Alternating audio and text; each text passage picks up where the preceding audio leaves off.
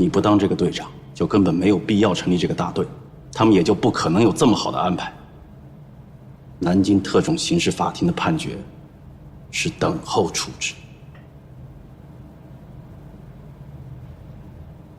我知道，大家都知道，上面也知道，你是抗日的功臣。飞越驼峰死了很多人，你的命是捡回来的。越是有这样的经历，你更该多替他们想想。你让我想的。好，我就先向他们宣布。对了，你的家人还是关心你的。北平分行的崔副主任这一向一直在为你的事说情。他住在中央饭店，还没有走。于情于理，你都该去看看他。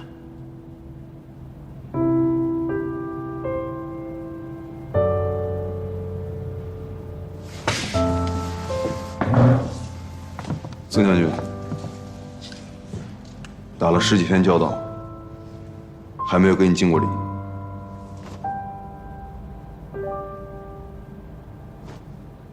你宣布吧。全体起立。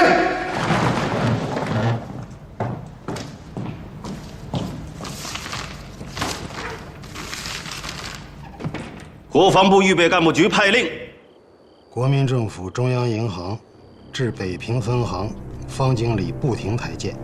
该调查组由国民政府财政部总稽核杜万胜、国民政府中央银行主任秘书王奔全、国民政府中央民时调配委员会副主任马林申、国防部预备干部局少将督察曾可达、新任北平警察局局长兼北平警备司令部侦缉处长徐铁英5人组成。此后，北平物资运输皆由国防部预备干部局所派之青年航空服务队执行。队长特检空军笕桥航校原上校教官方梦鳌当任。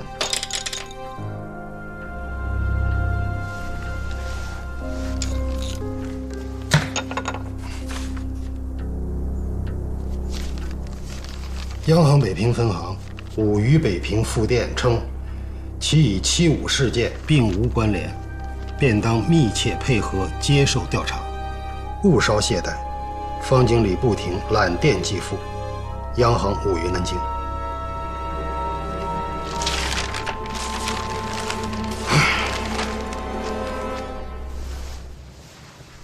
踹被窝踹到我们头上来了，让儿子踹老子，这些人也太不道德了。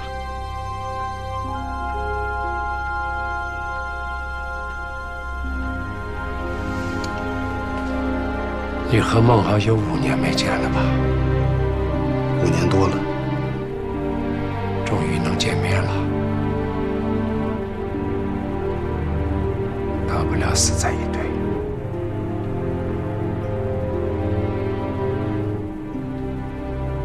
哦，先别把这个高兴的消息告诉木兰，看看孟伟吃完饭没有，叫他上来一下。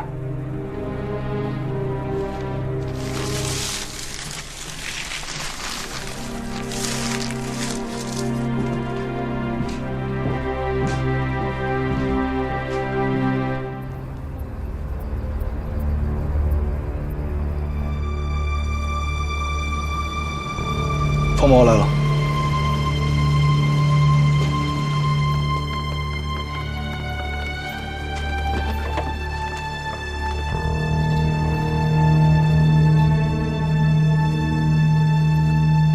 爹，您找我有什么事吗？方家的祖宗要回来了。大哥要回来了？不是明天就是后天。崔叔办事就是得力。爹，我看崔叔还是我们自己人。我也愿意这么想。崔中实是自己人，这次又救了你大哥，你大哥又能回心转意，认我这个父亲。你爹我有这样的福气吗？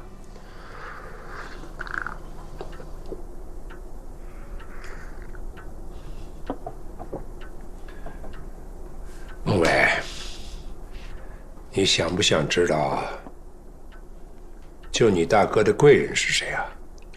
不是徐主任吗？小了。通讯局叶局长。叶局长要是管这样的事，他能当上这个局长吗？那就是宋先生或者孔先生亲自出面了。你爹我还没有这么大的面子啊，在别人的眼里，我是宋先生、孔先生看重的人，到底有多重，我自己心里明白。现在能救你大哥的只有2种人，一种是共产党，一种就是国民党专门和老一派作对的人。爹，那救大哥的到底是谁啊？国防部预备干部局，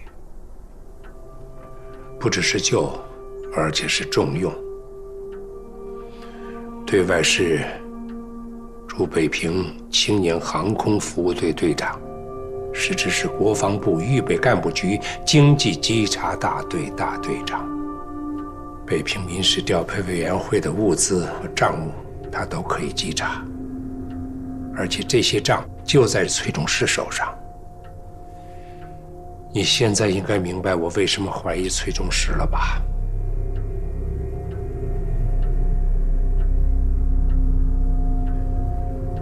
你去了解一下，崔中实住在南京哪个饭店？中央饭店210房间。给中央饭店总机打个电话，问一下崔中实回房间没有。关键是要看看你大哥去了没有。知道了。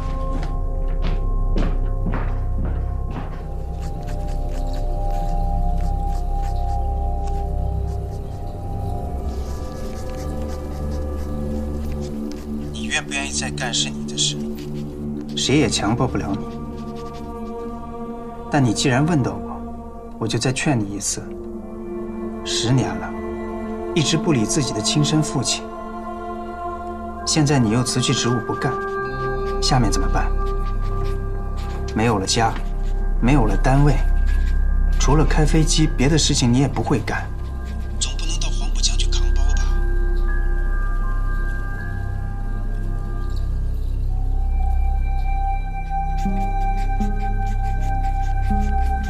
别的不说，一天不让你喝红酒，不让你抽雪茄，你就受不了。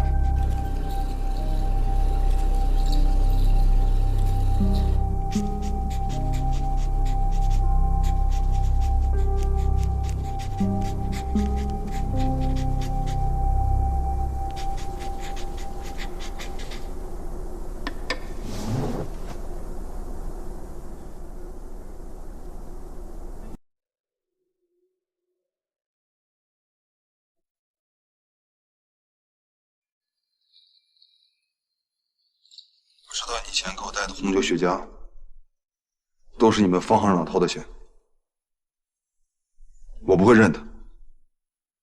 我抽你给我送的烟，喝你给我送的酒，那都是美国人给的嘛，我不抽不喝，也到不了老百姓手里。那这3年多我每次都来错了吗？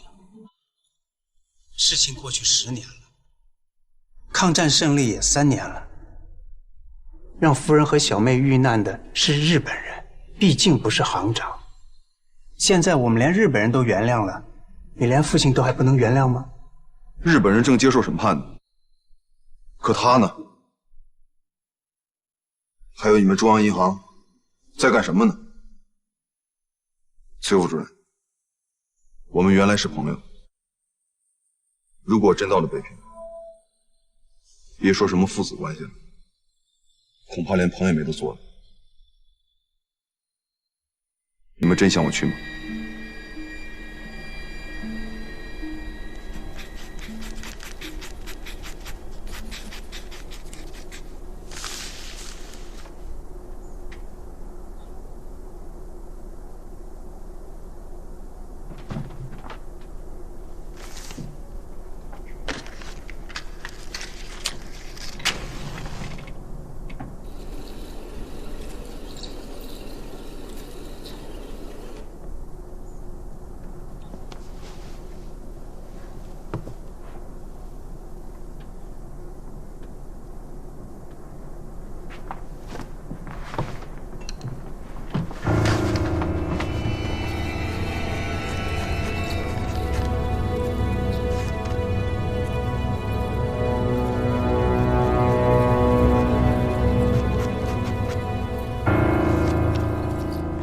们再待在一起，给崔中石房间打电话。好。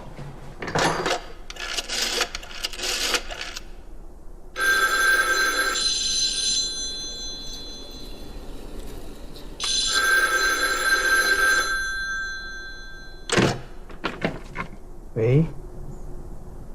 啊，行长啊。是的。他来看我了。是。在这里。我试试让他接电话。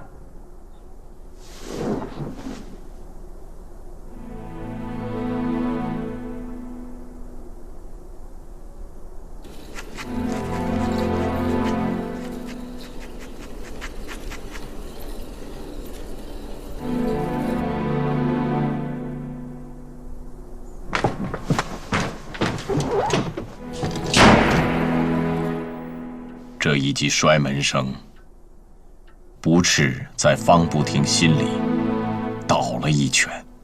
10年了，儿子对自己的身具，自己对妇道的尊严，致使父子无任何往来。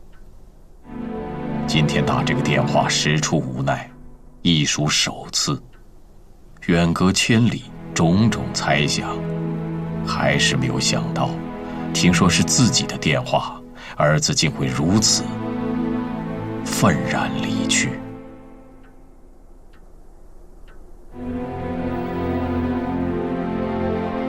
行长，你别误会。没有的，不会的。接您电话的时候，木鳌已经在门口了，正要走，他早就说要走了。行长，要是没有别的吩咐，我就挂电话了。我明天的火车后天回北平，见面以后我详细向您汇报吧。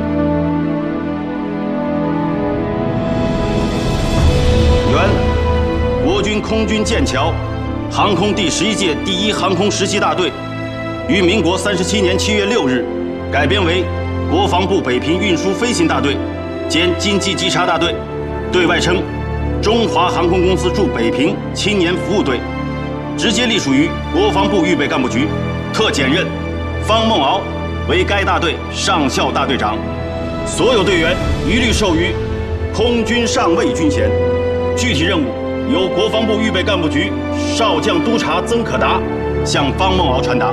特此，国防部预备干部局局长蒋经国，民国37年7月6日。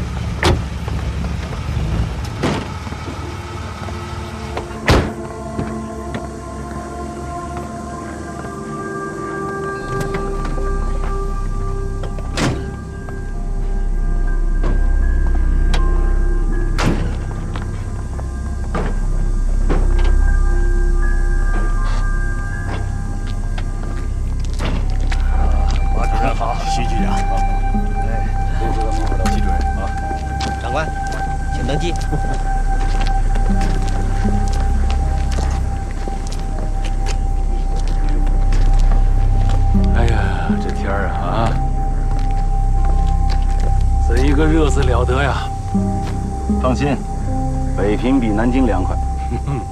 警察局长比联络处主任有风啊。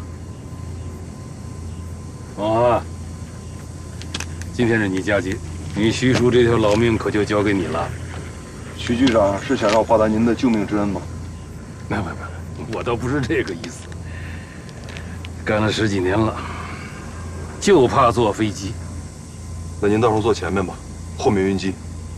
我不怕晕机，我就怕飞机掉下来。那等着掉下来吧，反正我能跳伞。他也得走啊。徐局长，请吧。哎呀，你说这飞机上不会就一个降落伞吧？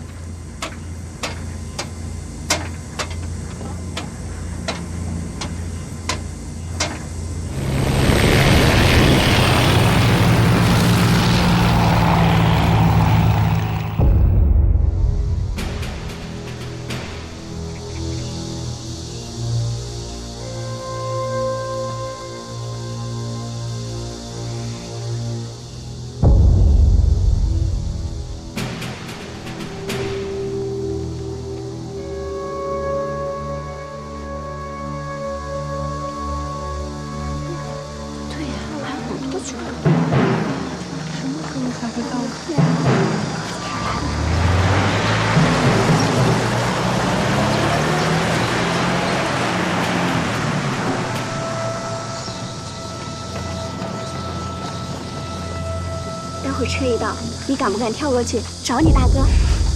到时候你们就把我举起来，我就跳过去。行。还有，告诉秦哥他们，都在我身上。今天是和平抗议，不许和军警发生冲突，也不要在这儿认他大哥。呀，要急死我！杨先生说了，你不可以在这儿认你大哥，听见没有？好扫兴！一定要找他签名，可以的。我真的特别想见到他。是梁先生说的，还是你说的？自己去问他。我相信了。你待会儿车来了，我一定不去认，让你去认，好了吧？好呀，我又没说什么，你就在这儿陪着我，我乖乖听你话，还不行吗？那你就别说话了。别乱说话！你指什么使？有本事过来抓我呀！有本事你过来！别说了，宁四，跟我来。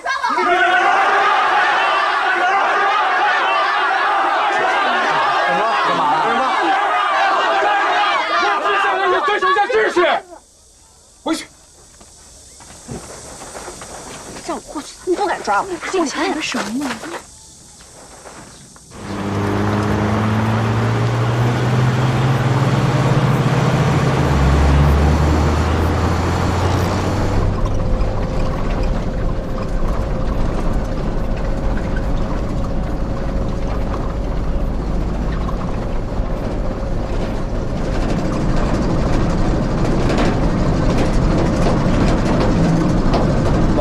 马局长，我们这些当兵的，真不需要你这样陪，你还回你车上坐着吧。鄙人是专门来接方大队长的，你不坐我怎么好坐呀？要不你坐我这儿，我站会儿。不，要这样我还不如下去走路呢。停车！把门打开，马局长要下去走走。不是。闻名不如见面呐，方大队长真是乐天人啊！行了，看什么呀？开吧！方大队长开玩笑都听不出来啊！走。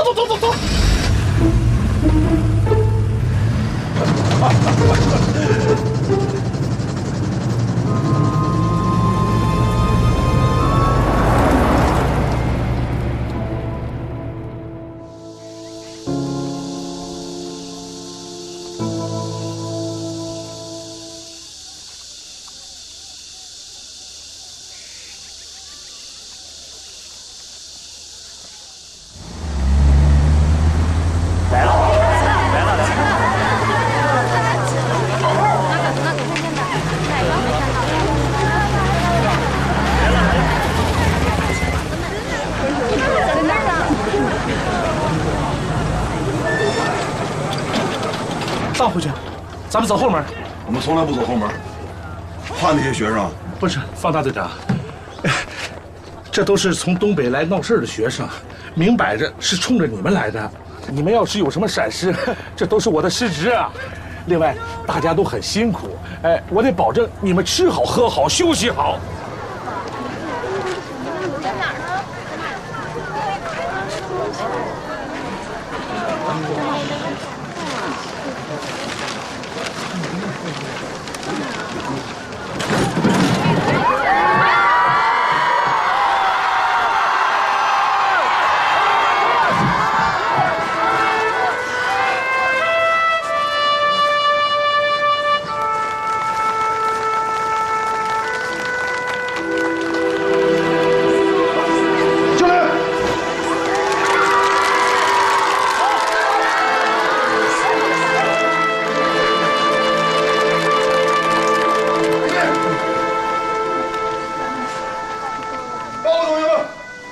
们是北平青年航空服务大队，特地来调查75民生误刺案的。我本人叫方某，是青年航空队的队长，身后是我的队员。关于75民生误刺案，大家有任何线索，可以找我们每一个人。谢谢同学们，敬礼。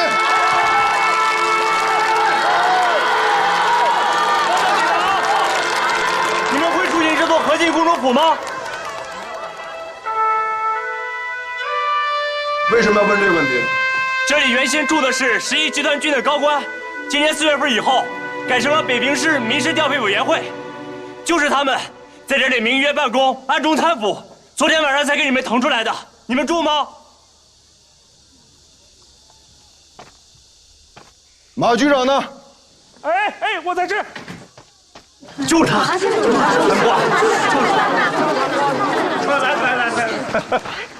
来，同学们有问题啊，你来解释一下。啊，同学们，你们呢都是有知识、有文化的人。人家方大队长他们是在南京开着飞机过来的，非常的辛苦。所有的事情啊，不只是他们，包括鄙人，还有这个北平市民事调配委员会，一定给你们一个答复啊，请多多体谅。还是让方大队长他们好好休息休息，请大家都回去吧，回去吧啊！我们连住的地方都没有，马局长叫我们回哪里去？就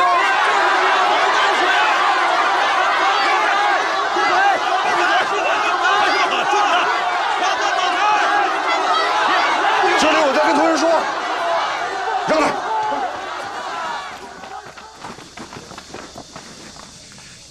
马局长，你说这个地方是专门给我们准备的？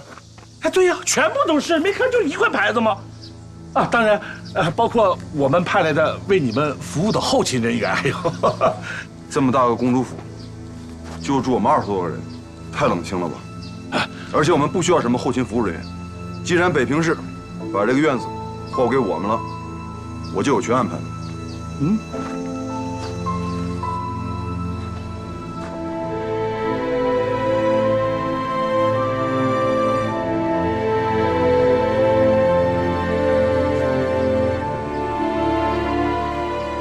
同学们，你们计算一下，住到这里边能住多少人？让东北来的同学尽量住进去。好。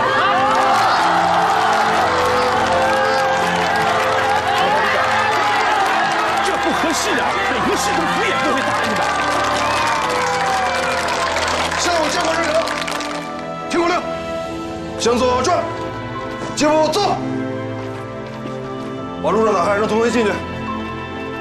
你们徐局长跟我同期来的，有什么事我担着。报告方大队长，方副局长也是我的上级。快办！大哥万岁！进步青年万岁！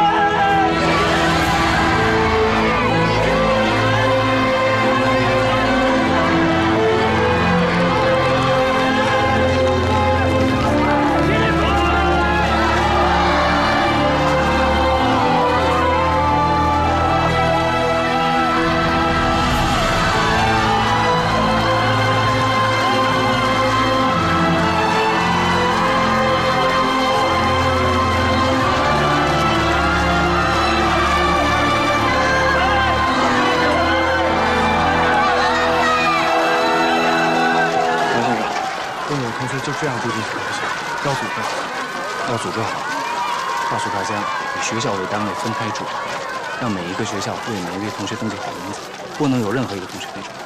好，快去。好。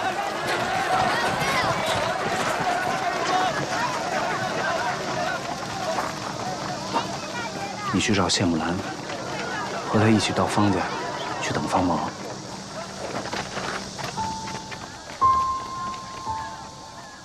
接触他，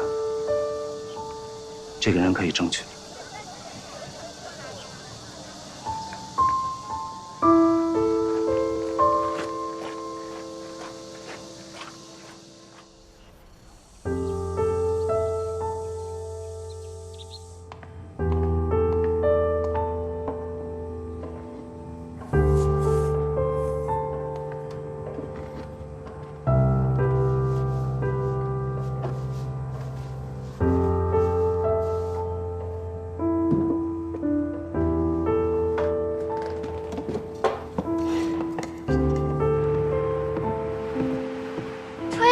了。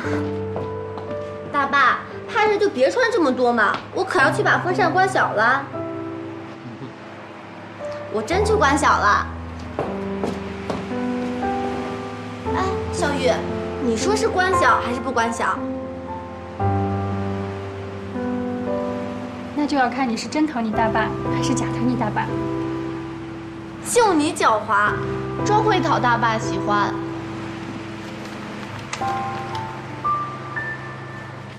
大爸，你是不是更喜欢孝玉一些啊？说嘛。我都喜欢。都喜欢。我是你外甥女儿，她是你什么人？你为什么也喜欢她呀？说真话，不许说假话。凡是好女孩啊，大爸都喜欢。假话？那我们学校那么多好女孩，你也这样喜欢过？我就说3个字，说对了您就点头。木兰，你要说不正经的话，我可要走了。心里有鬼才走呢。娃娃亲。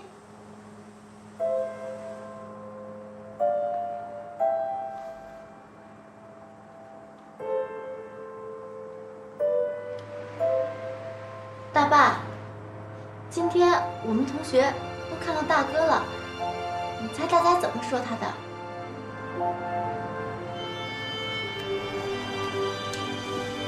大家都说大哥是真正的男子汉，你猜我怎么说？我说当然了，我大爸就是真正的男子汉，我大哥特像我大爸。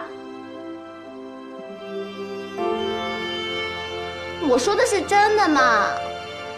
真正男子汉遇到真正男子汉，2个人才较劲嘛。今天孝玉也来了，我们一起帮您对付他。小玉啊，我去给你爸爸打个电话，告诉他你今天就在家里吃饭，好不好啊？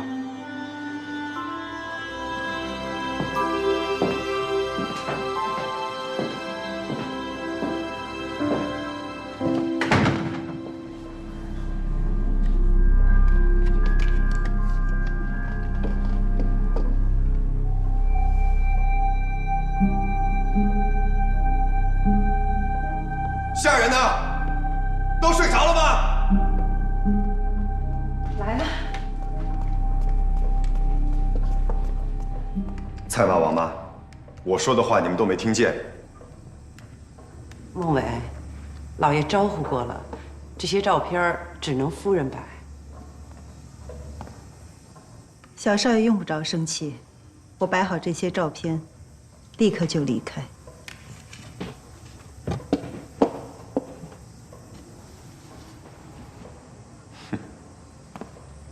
少爷，方家有少爷吗？这个家的太太10年前就故去了，哪来的什么少爷？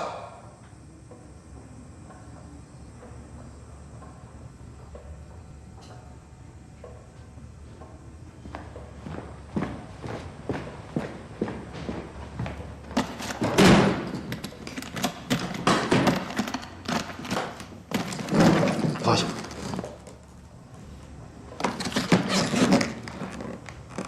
过分了。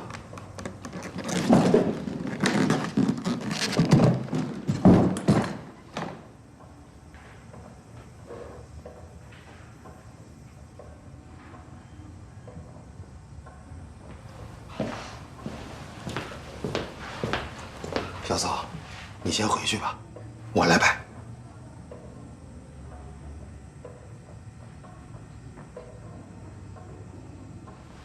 备车，送小嫂回去。是。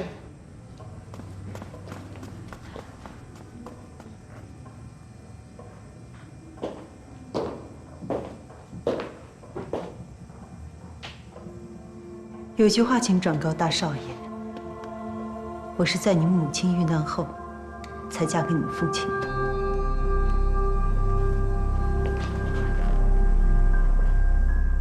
那年去重庆的路上，你父亲一直对我很礼貌，我们是邂逅相逢。这句话，也请转告大少爷。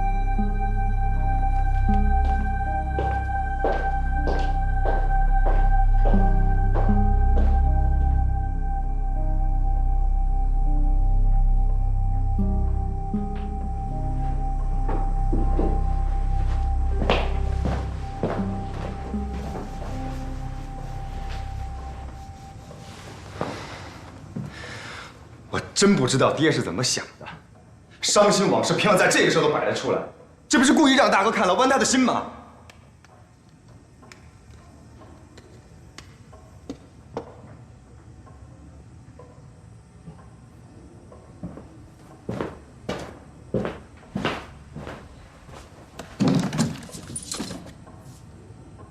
你大哥未必像你想的那样，倒是你，不要再让行长烦心了，怕你跟小妈吵架，一大早就躲到木兰房里去了。小题二字。孟伟，今天可都要看你了。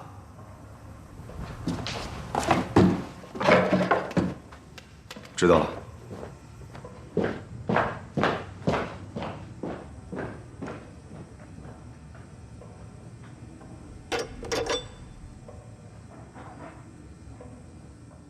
李科长吗？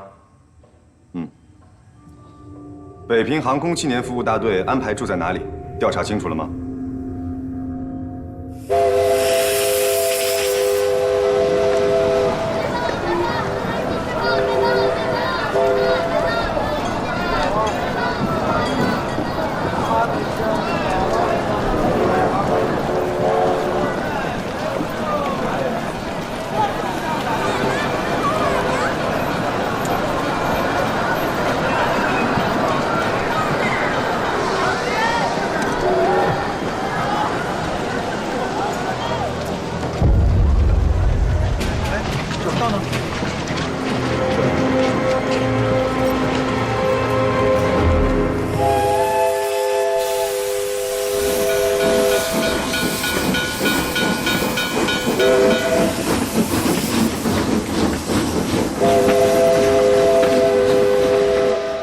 崔中石坐的哪趟车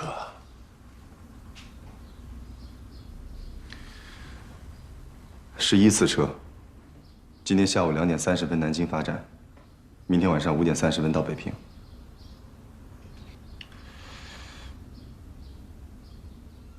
孔子的弟子在向他问孝。孔子曰：“色难。”意思是说，要发自内心的，以顺从之态度面对父母，此为色难。你既然心里不痛快，就没有必要在我面前装出孝顺的样子。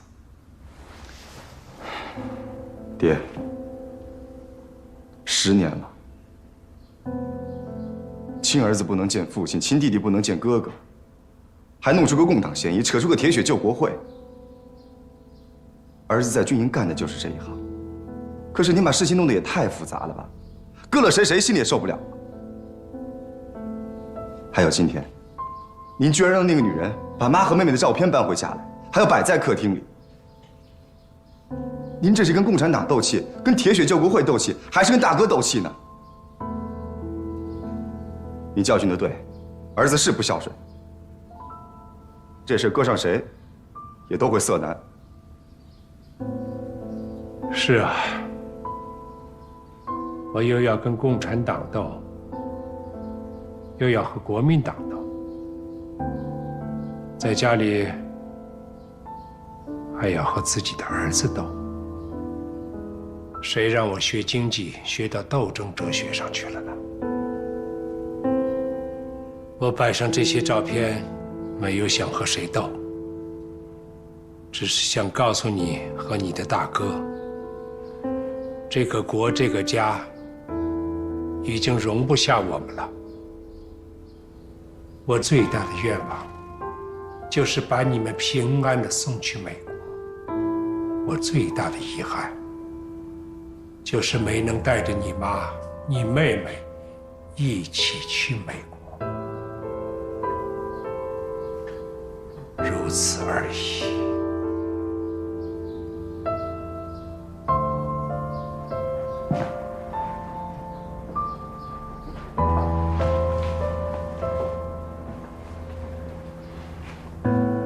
只要爹能安享晚年，儿子们的事儿，你就别再操心了，好吗？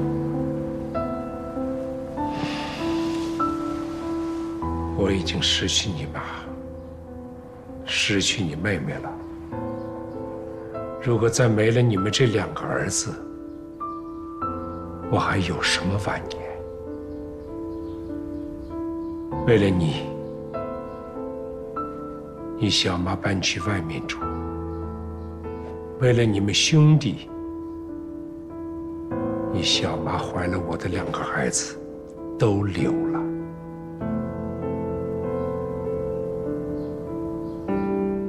你不该那样对他。你大哥到北平了，崔中是明天就回北平。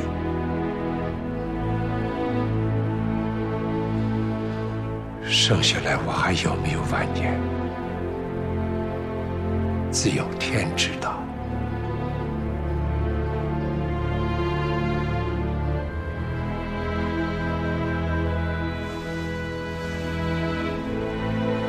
我这就去军营，无论如何也把大哥接回来，我们一家人一起吃个饭。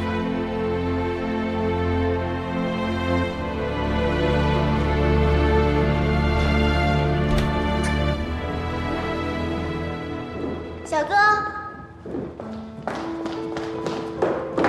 是不是要去接大哥呀？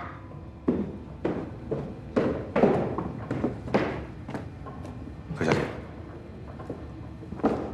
小哥，我们也要去。什么事都要掺和，你什么时候能不再给我找麻烦呢？啊？你想见大哥，我也想见大哥，怎么是给你找麻烦了？我再跟你提一个醒，你不要以为平时跟那帮学生闹事，他们因为我不敢管你，现在要想打出大哥的旗号闹事。我告诉你，事情真要闹大了，谁也救不了你。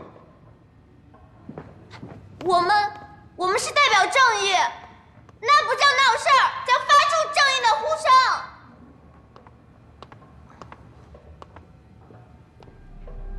在家里他是你小哥，不是警察局长，我们不跟他斗气。好好帮你大爸想想，怎么等你大哥回来，让他们好好见面。我们也有好些话要问呢。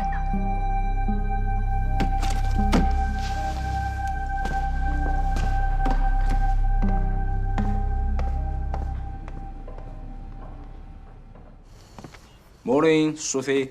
Morning. All your books are on the second floor. Nobody there. The Mr. Yan may be coming here. Give me information. Let him go upstairs. Okay, no problem.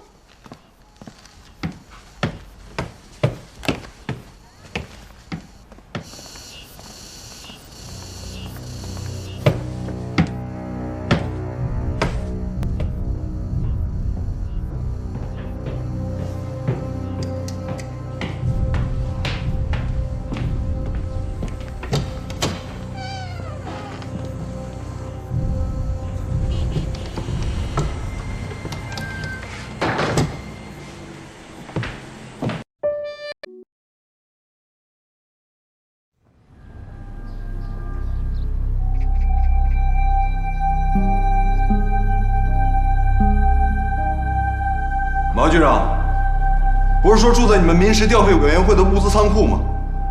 怎么把我们领这儿来了？方大队长，别说仓库不能住人，我现在让你们住在这军营，我都十分惭愧了。你看看，你们个个都是民族英雄啊，党国的功臣，上边一再嘱咐啊，一定要好好接待。我现在让你们住在这儿，我都觉得没法向上级交代呀！你们还要住仓库，那你们打开仓库门，房梁上肯定吊着一个人，那就是我。马局长，您这说话也太离谱了吧？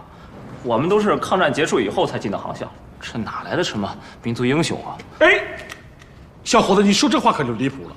方大队长是真正的民族英雄吧？这得承认吧？哎，你们现在跟着他，你列队你得向前看吧，荣誉你得向上看呢，对不对？行了，日本人投降都3年了。哪还来的民族英雄？再说我们昨天刚在军事法庭受审，今天马局长就把我们封为民族英雄，你权力太大了。这里离清华大学、燕京大学都近，离民事调配委员会的仓库应该也不远。就这儿吧，自己的地方自己收拾，咱们进去。是。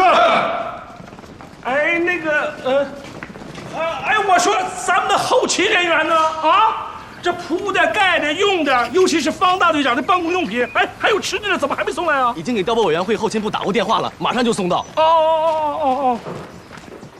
上级的指示有没有传达？昨天传达的，有严格要求，只能做口头传达要点。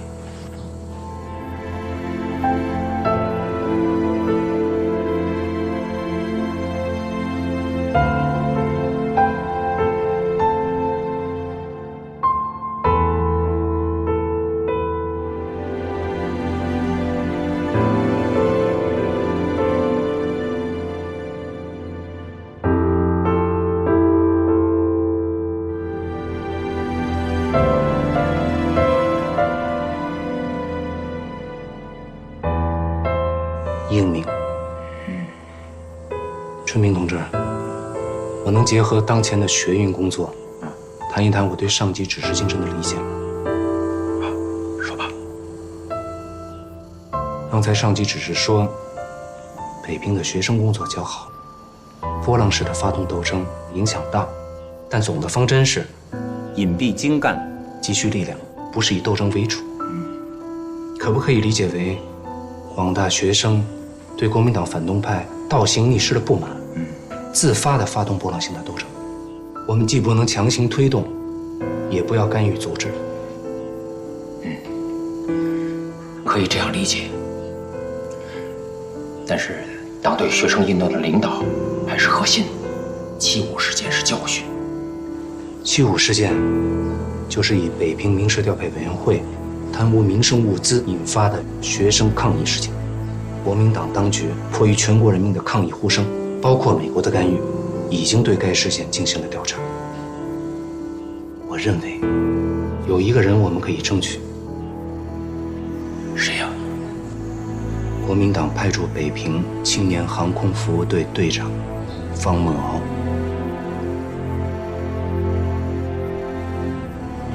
春明同志，我理解你的顾虑。那个方梦敖，显然是属于上级指示中所说的政治情况特别复杂的对象，但是具体情况要具体对待。谈谈你的想法。方梦敖和我们发展的外围进步学生有非常特殊的关系，我们可以利用学运部的特殊关系去接触方梦敖。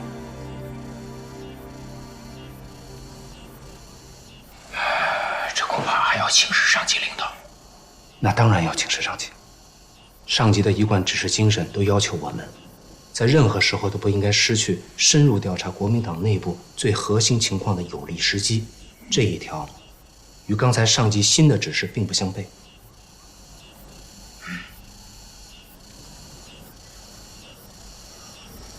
你打算派谁去接触方梦敖？何孝玉。什么国防部啊，铁血救国会了，哎，蒋夫人还有个戴局长都打过交道啊，没有一个像他这么牛气的。你没看他今天在大街上那个行为啊？那可不只是冲着我们民事调配委员会来的，那简直就是冲着党国来的。我告诉你，凭我的眼光，我就能看出这小子就是个共产党。我就不明白，现在国防部连共产党都用了，怎么没人说话呀？跟宋先生报告，跟孔先生。住口！闭上你的臭嘴！一群娃娃都摆不平，还宋先生、孔先生？宋先生、孔先生会来管这样的事吗？我告诉你，摆不平就把证交出来。这个副主任和局长有的是人来当。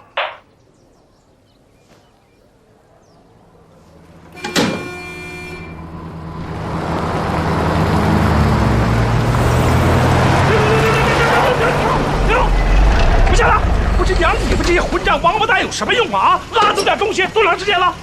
光窑子从来没看你们耽误过。局长，你生这气没道理。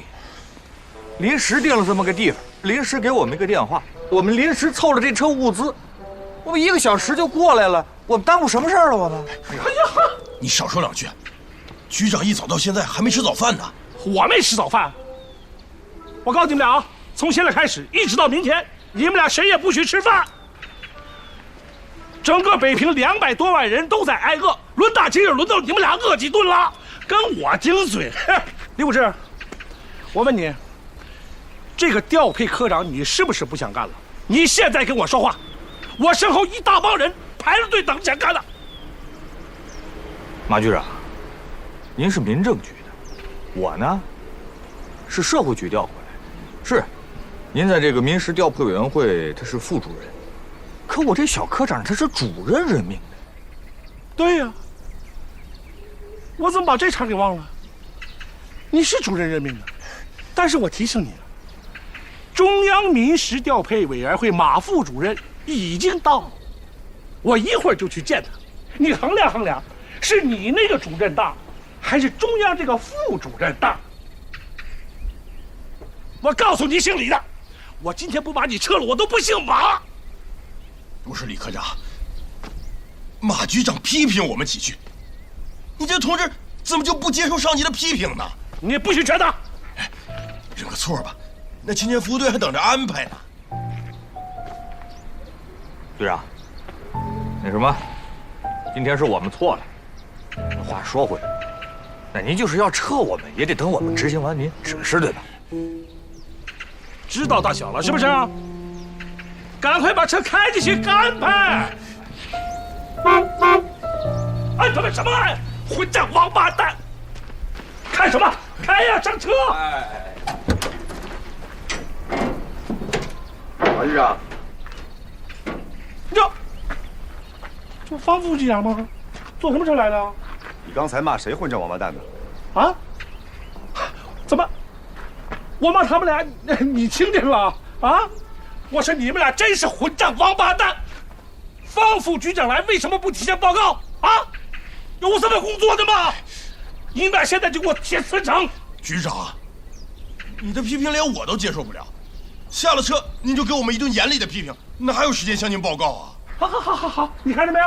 方副局长都有理。好，我错了哈，赶快去安排，回头我回去奖励你们，行不行？赶快上车，开车，上车，开什么？快开车！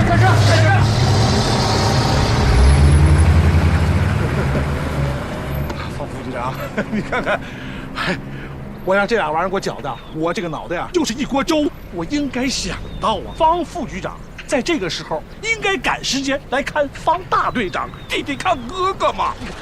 刚才我给方大队长准备的好东西，忘了，一会儿就得拜托方副局长了。见了方大队长，替我转交给他。马局长，你没有父母生吗？开口混账王八蛋，闭口混账王八蛋，人家父母都是王八，你父母是什么呀？老弟，你怎么挑哥这个字眼呢？谁是你弟啊？哎呀，不能这么想。你像我，如果骂他说你怎么妈，你能说我和他妈，哪能那么想嘛？是不是？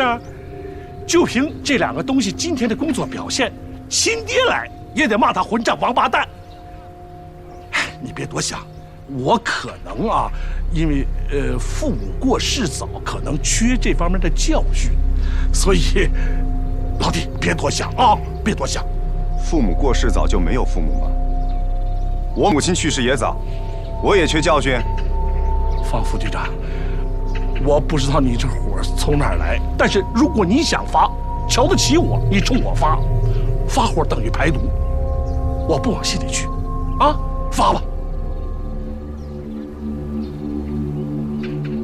你刚才有句话我得说明白了啊，我来这是公事，不是什么弟弟看哥哥。你们民事调配委员会那些脏事，我们也有调查的义务。顺便提醒你一句，我们新上任的徐局长就是这次5人调查小组的成员之一，我来就是他交给我的任务。收着吧，自己抽。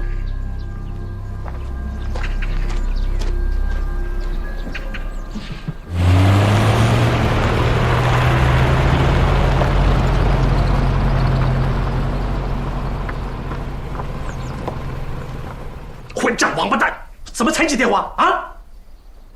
响几声，响一声就得接。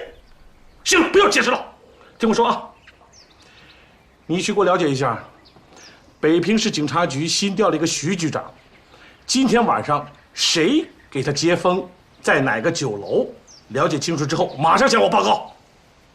好。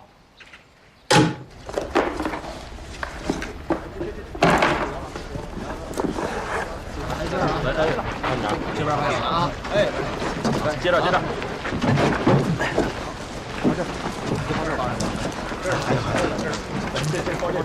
还有呢。不行，拿不出去，我扔出去，你们吃我们拿回去。这不是跟你说了吗？老三出来，啊！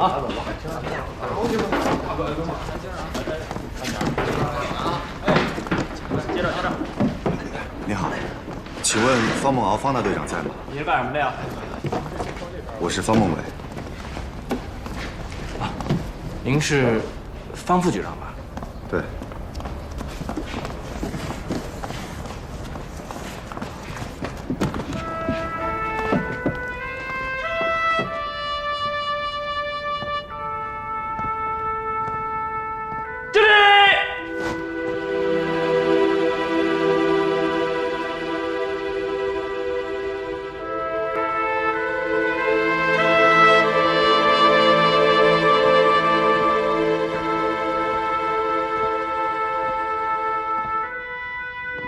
小孩净什么理？放下！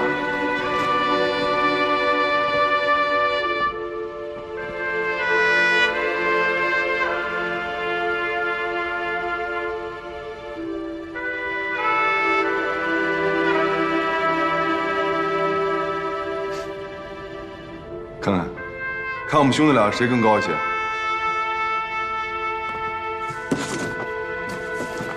我就打开。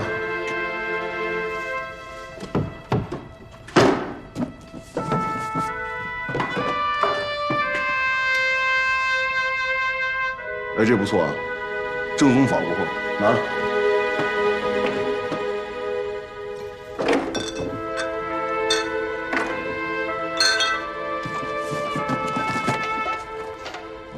酒，一人一瓶；烟，一人一盒，分了。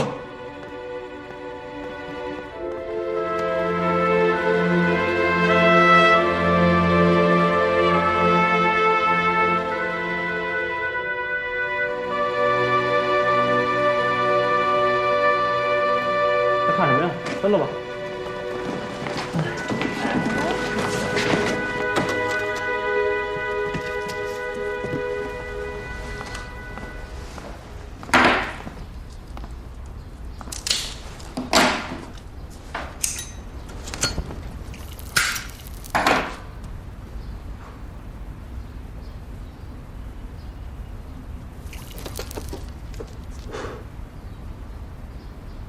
哥，我不抽烟，也不喝酒。新生活运动，我不赶那个风潮。开始是爹不许我抽烟喝酒，后来是我自己受不了，一喝就难受，一抽就咳嗽。那你还总让崔叔给我带烟带酒。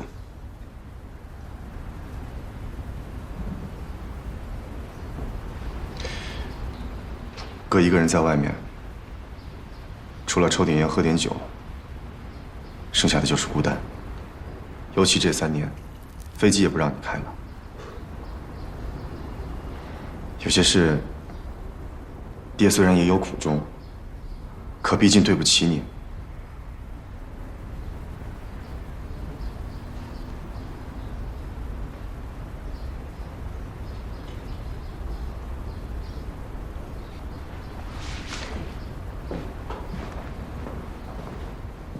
收拾床铺，打扫卫生。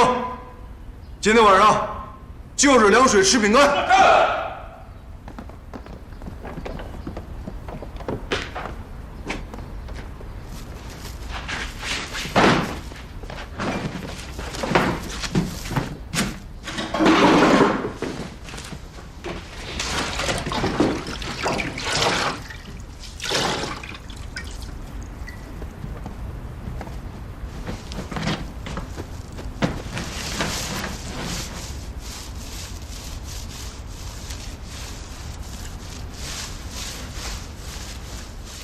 国民党别的不行，3、6、9等分得清清楚楚。这张床也就是中央军的一个营长睡的，居然是同床。也不知道那个家伙在这张床上睡过多少女人。你擦干净点，今天晚上你也睡这儿。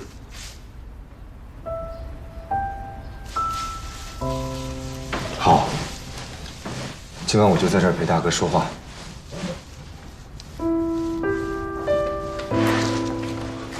这床没你睡的份儿。你大哥自己一个人睡了10年了，从来不跟一个男人睡在一张床上。行了，别干了，咱们回家吧，我也饿了。怎么，不是来接我回家的？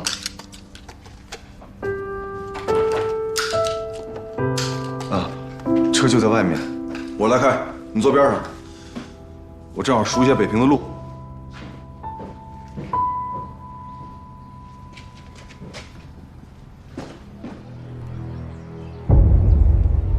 起午事件5人调查小组抵达北平后，没有在任何军政机关下榻，而直接住进了时任驻美大使顾维钧的宅邸。该宅邸即1924年孙中山先生逝世之地。此时挑选此地进行调查，意在彰显国民政府对北平贪腐案彻查到底，以为先总理在天之灵的决心。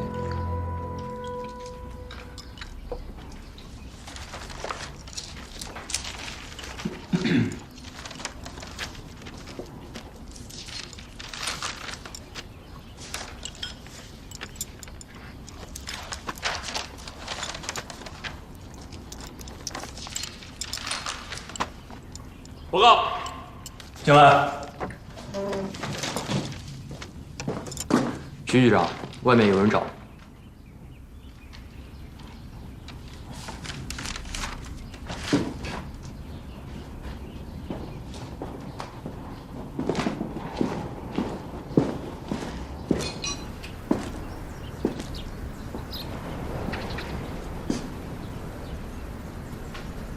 有话到这儿来说。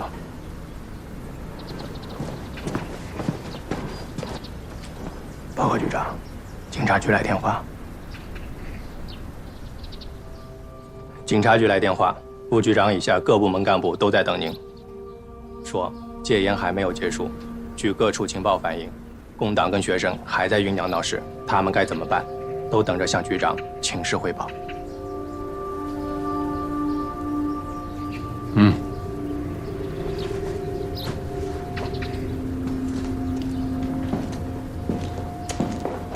这可是大事儿，徐局长就先去吧。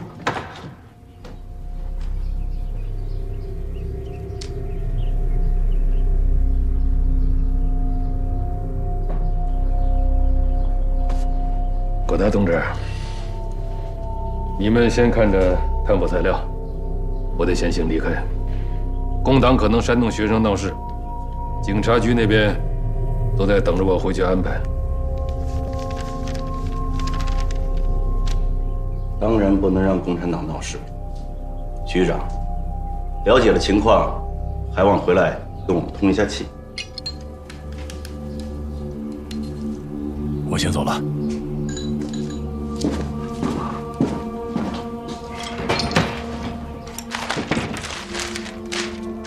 今天这会是开不成了，我建议各自分头看材料吧。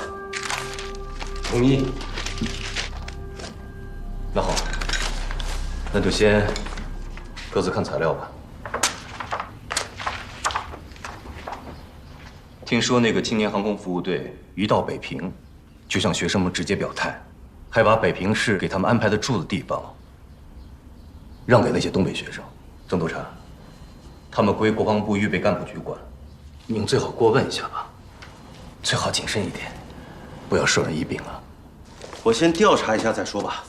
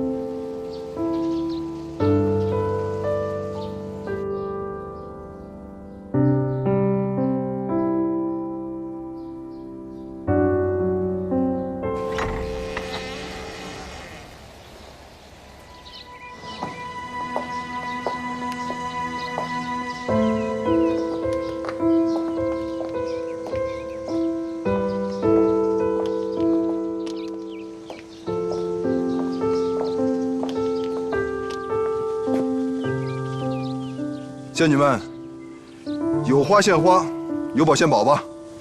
坏死了，太没用了，大哥。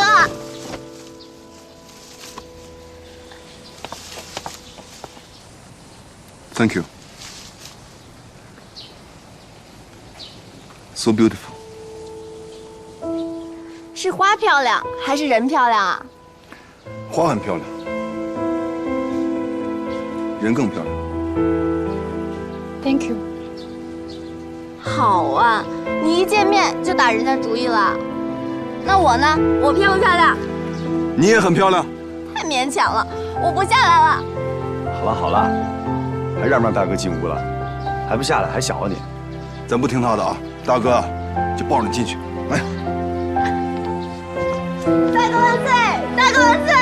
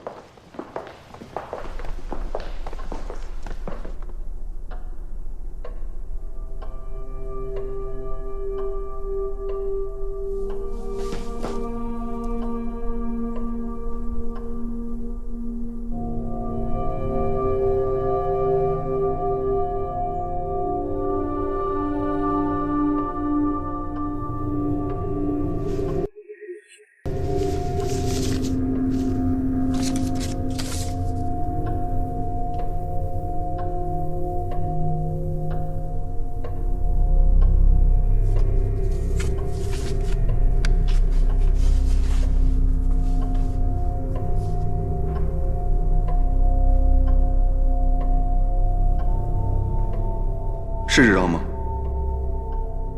大哥，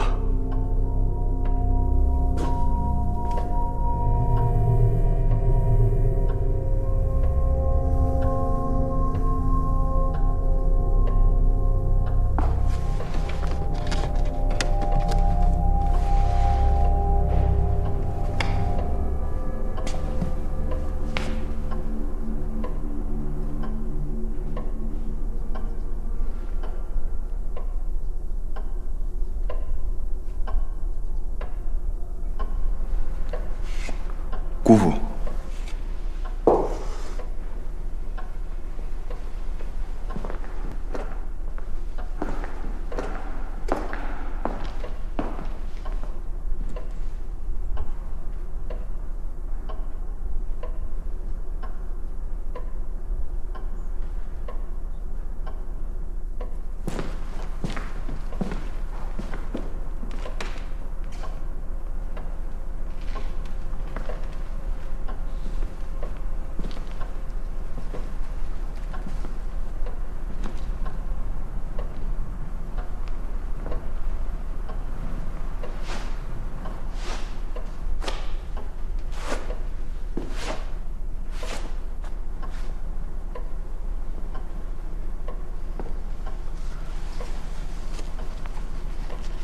什么都不要说，饿了咱就吃饭，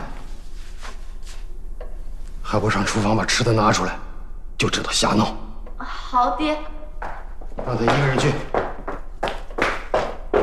你们都跟着孟敖洗手。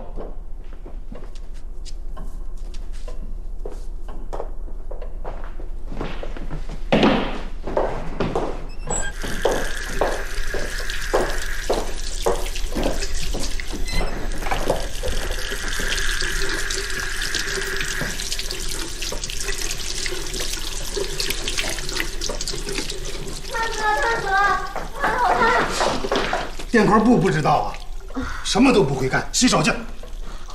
好香，一定是姑父拿手活吧？什么都忘得了，吴爹这清蒸狮子头，谅你也忘不了。我以前做梦经常梦到您做的狮子头。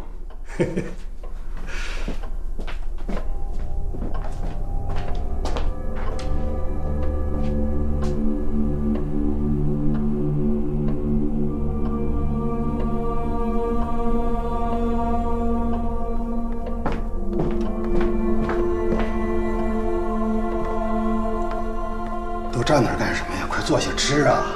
还少一个人呢。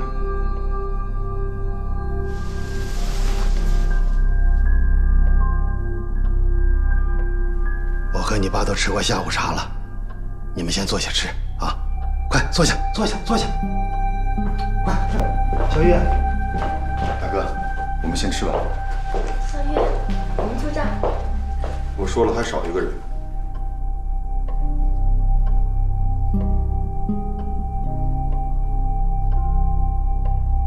你是说你小妈？姑父这话说错了，妈就是妈，不是什么小妈。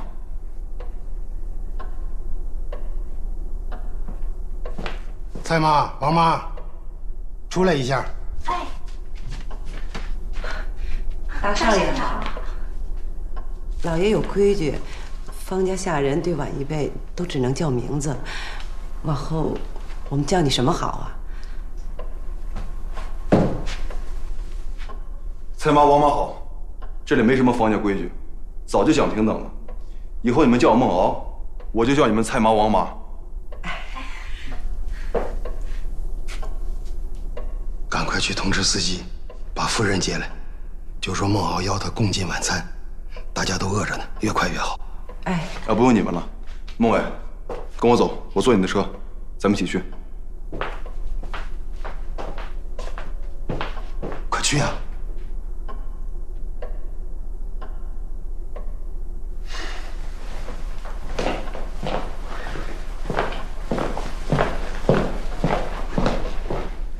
怎么样？打着灯了也找不着吧？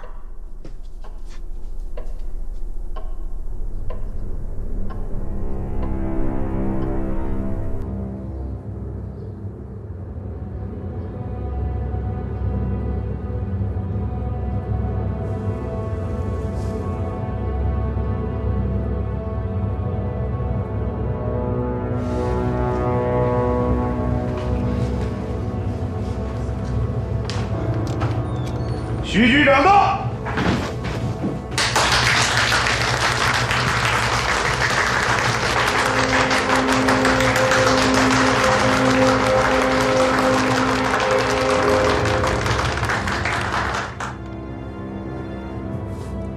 山副局长，给我介绍一下吧。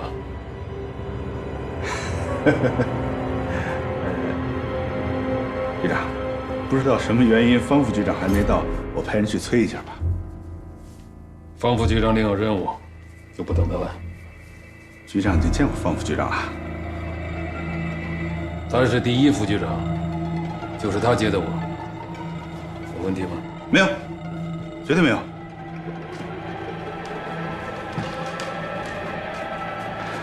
都各自自我介绍一下吧。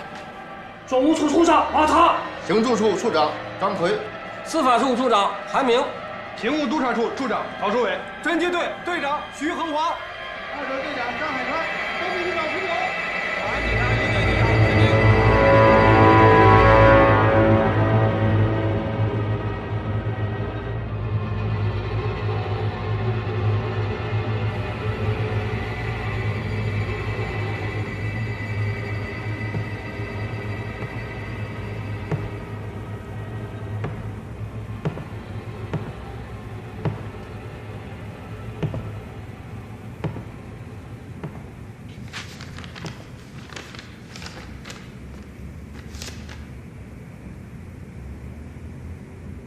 听口音，孙秘书也是江苏人吧？对不起，我是吴兴人，浙江吴兴。哎呀，失敬失敬，原来孙秘书是立夫先生、果夫先生的同乡啊！我说怎么会有江苏口音呢？吴兴紧挨着江苏，就隔着一个太湖，人杰地灵啊！山副局长，好学问。见笑了。能在中央党部工作，那才叫真的有学问。没有学问，那也进不了全国党员通讯局。就像咱们徐局长，啊，陈部长那多大的学问呢？写了那么多的书，可偏偏挑了徐局长来做全国党员联络处的主任，这可不是有一般学问的人能够胜任的。徐局长也这么看重孙秘书，孙秘书如果不见外，以后还要多多向您请教啊。单副局长严重了，刚才局长说了，他累了，洗完澡可能还要看资料。单副局长还有别的事儿吗？有一个极重要的人，想现在就见咱们局长。见与不见全看局长的意愿，请孙秘书进去请示一下。什么极其重要的人？马汉山。请问马汉山是什么人？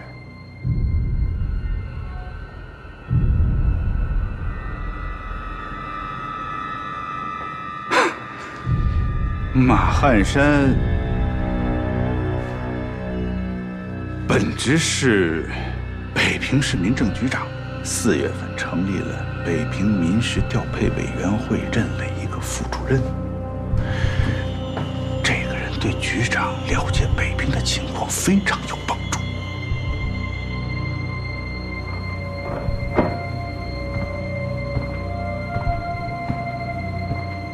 哎呀，见与不见，都拜托孙秘书进去请示一下呀。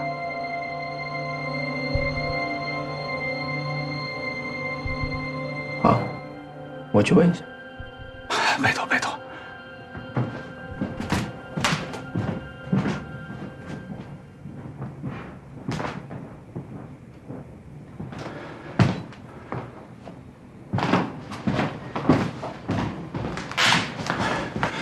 如何？局长说，如果是关于民事调配委员会的案子，他可以见一下。当然是汇报案情情况的。那就劳烦单副局长把人领来吧。真不知道说什么好了，2个字，谢谢了。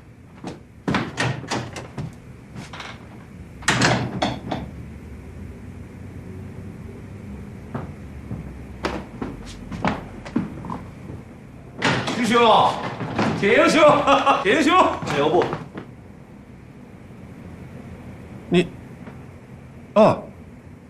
你是孙秘书吧？啊？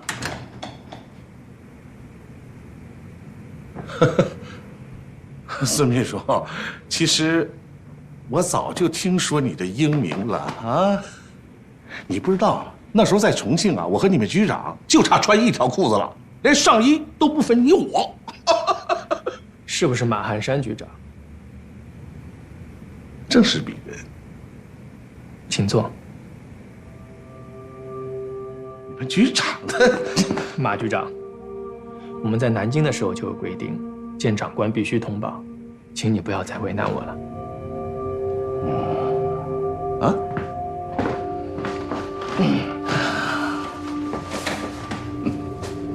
孙秘书，局长，是马局长到了吗？是的，局长。让他进来吧。马局长，请。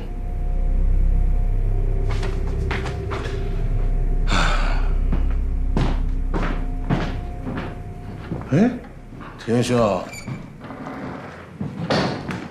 哎呀，一城一别，转眼就是3载呀！哎呀，你看看，你这2鬓也见白呀！来，坐下聊，坐下。哎呀，田英兄，你如果再不来，我是不想再干了。你不知道，党国这点事儿，我是没法干了。忘记了吗？啊，抗战期间咱们在重庆说的话了，没有过不去的火焰山。可是你不知道。来，坐下聊，坐下聊。大哥，来，喝茶。哎呦，糖。没事。我先说说啊，7月5号这场事儿啊，就是共产党的阴谋。你看看刚开始啊，1万多东北学生包围了市参议院，北平各大学又来了几万名学生，明摆着就是要造反呐。后来那不是把参议长的房都给砸了吗？才杀了他们9个人，我们警察兄弟还死了2人，几万名学生，我们才抓了几百。我就觉得政府过于忍让。你说这么大一个政治事件不管，反而成立了调查组，调查我民事调配委员会。老兄啊，这怎么能让我想得通呢？你说？关键的问题恐怕不是7月5号那天的事儿吧？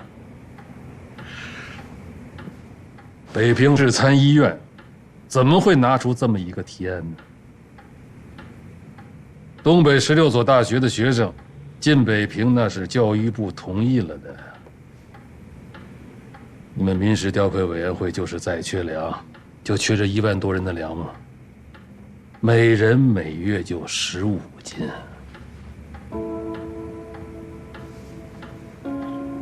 老乡，你们的亏空怎么那么大呢？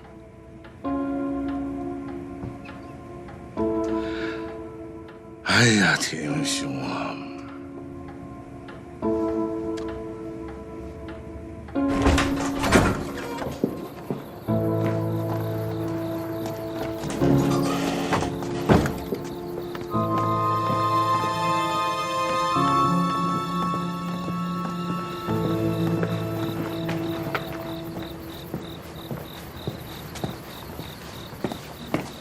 哎，大呼小叫是干什么？长官，长官想出去看看，赶紧把门开开。长官，报长官，上面有命令，为了您的安全，晚上不能出去。附近街上有戒严部队吗？报长官，当然有。那就没什么不安全。我就到附近街上走走看看，一会儿啊还从这儿回来。是。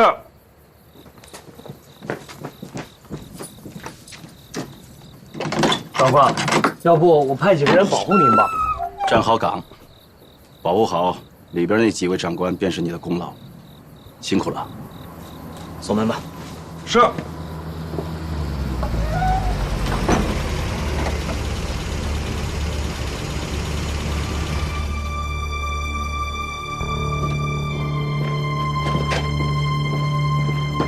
长官，车到了。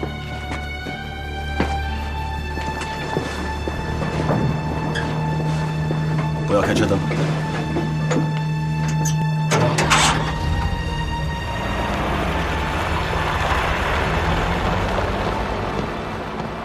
如果，我说如果啊，我们什么都按照财政部、民政部、社会部的规定去发放粮食和物资，我保证什么问题都不会有。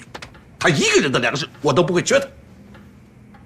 现在问题不是出在我这儿，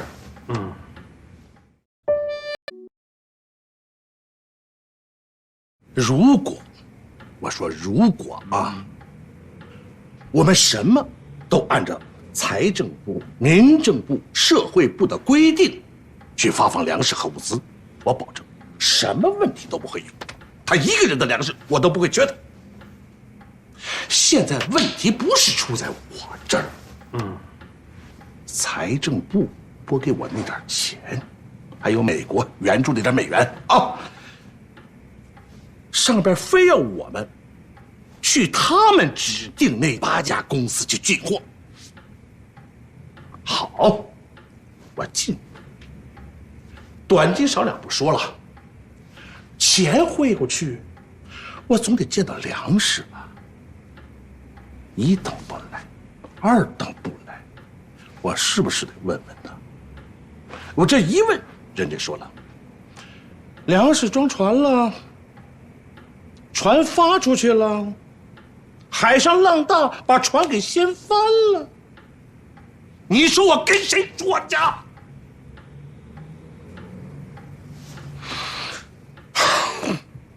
这些人是太不像话，黑不黑呀？太黑了！可是他们心黑脸儿白呀，整个国联会都抹在我的脸上了。好了好了，别激动别激动啊，安静安静。凉快凉快，咱们再说啊。说实话啊，本来这些事情我是不想说。慢慢说，慢慢说。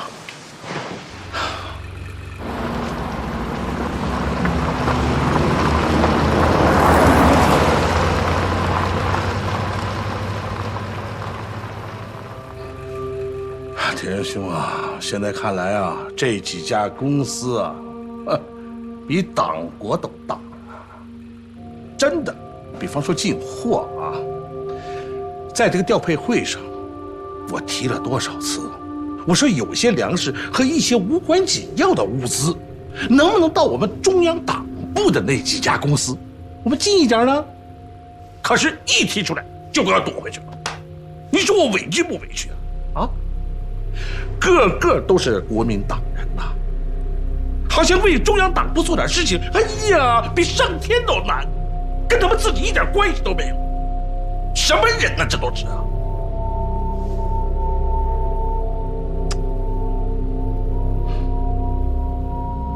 那你们每次开会都有会议记录吗？这点你放心，只要心中有党，我知道怎么做，所以每次会议我都有记录，而且事后我还做了备份。那就好。那些人要是胆敢把党产也变成私产，那就是自绝一党。是，但是这话又说回来啊，这年头谁也不能喝西北风，也都需要养家糊口，这是人之常情。我说这话你能理解啊？所以呢，我就想，目前跟共军作战，那怎么也算是大头，党部开销，你得放到中头，个人你捞个小头，所以我在会上我就提出了这么一个631的方案，国产拿6，党产拿3，私产拿1。他们也不附议，也不反对，可做起来全乱套。所以铁英兄啊，我今天呢有个现成的数字，我必须得告诉你，因为他牵扯到你们警察局。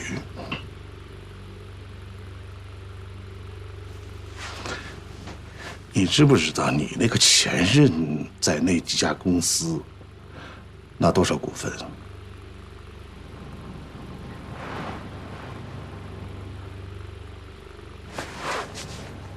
？4%。你不知道他临走的时候啊，提出个什么要求呢？要把这4%的股份转到上海那边去。我一想，不行。我知道你要来，你看我想的全不全？你初来乍到，警察局那么多弟兄都要听你的指挥，冲锋陷阵。你说这4%的股份被他一个人拿走了，我跟你都交代不过去呀！啊，老兄，我觉得我没做错，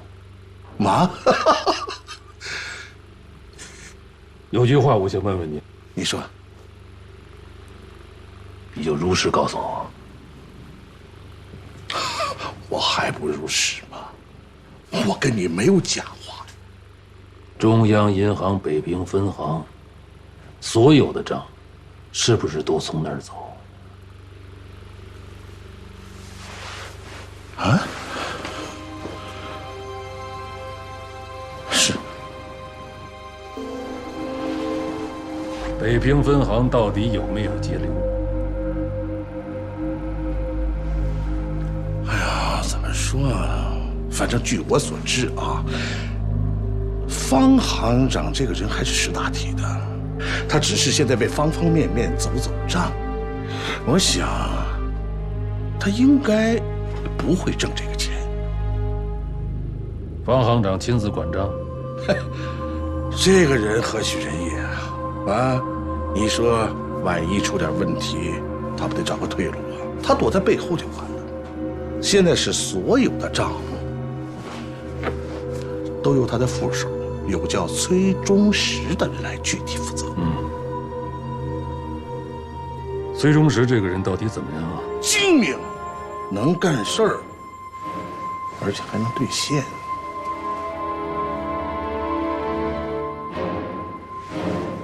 别急，什么事儿呢都得慢慢的来。你呢也不能在我这里待很久啊。但是有一点，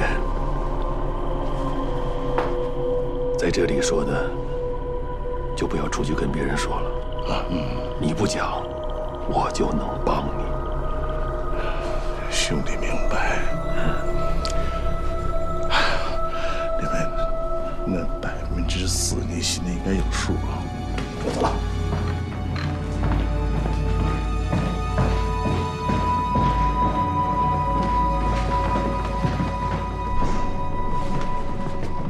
安排考特助的人，明天下午到火车站，看见崔副主任下车，就马上告诉我。是。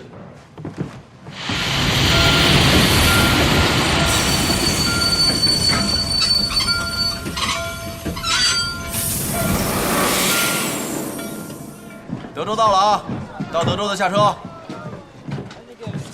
德州到了，到德州站的下车。有到德州的吗？请问先生，德州到了啊。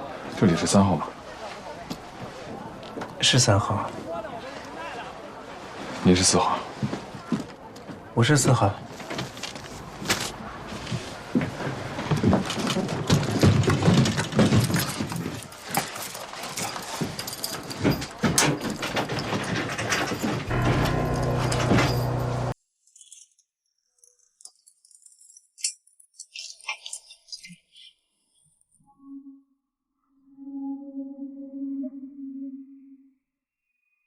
今日的大公报，先生要是喜欢，可以看看。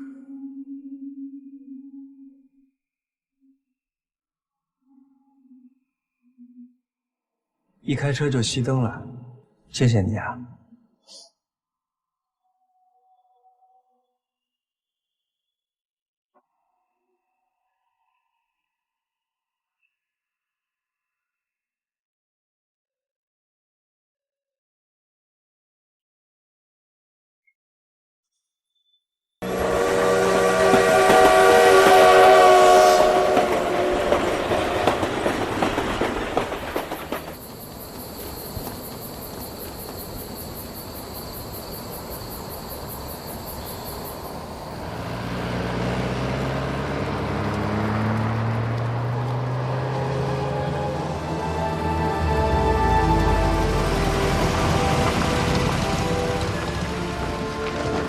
报告将军，我们都是中等学社，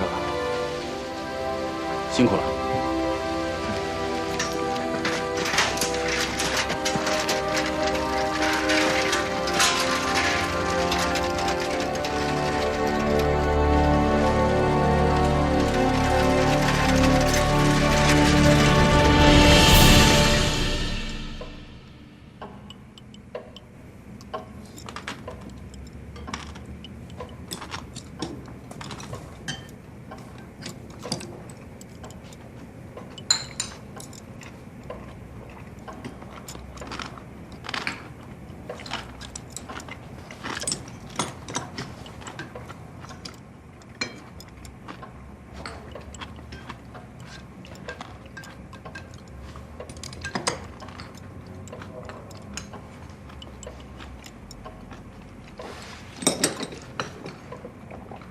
卷多了，还没有呢。大哥，你看，咱们家座钟还没响呢。从小你就喜欢玩拨钟。大哥这块表啊，作战用的，分秒不差，就等1刻了。太没劲了。这个家里的人，一个比一个精，都不好玩。行了，我回军营了。大哥，总得上楼见见爹吧？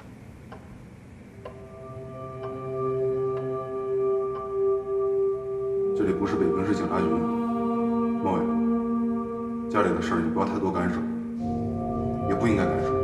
大哥，从今天晚上起，妈就应该住在这里。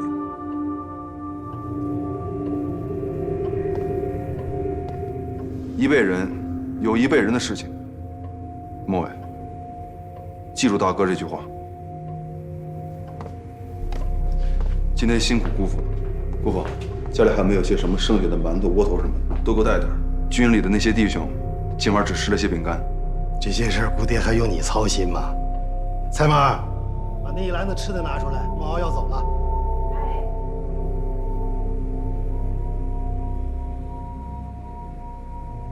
孟伟，还是你的车送我。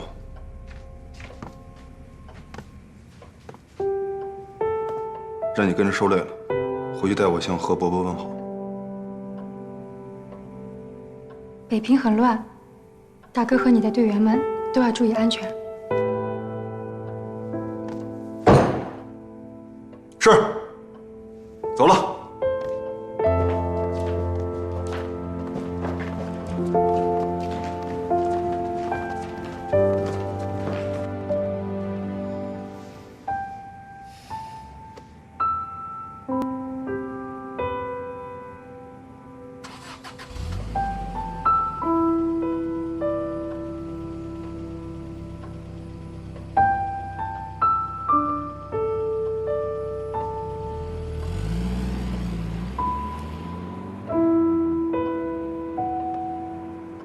嫂嫂，孟敖已经说了，你今天就不要回你那个家了。明天一大早，我派人把东西都拿过来。上去陪陪行长吧。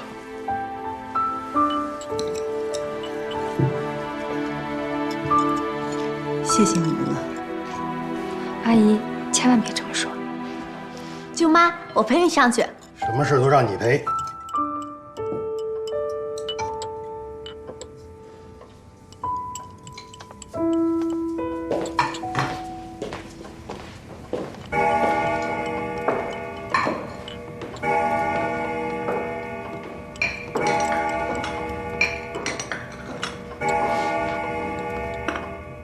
谢叔叔，我也该回去了。怎么又要回去了？不是说好在这里住吗？爸爸这一项哮喘犯了，我得回去。谢叔叔，麻烦您安排一个司机送我一下。应该回去，我马上派车。谢谢谢叔叔。太没劲了，想见梁先生也犯不着这么着急吧？你说什么呀？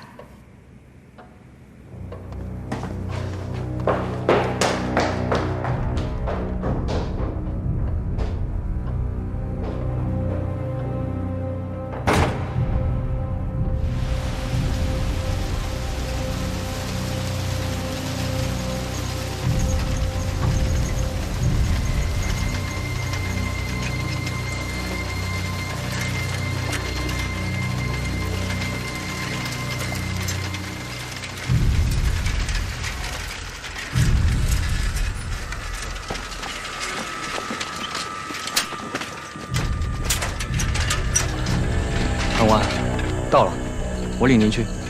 你认识店主？报告长官，是。走吧。记住，以后不要叫长官。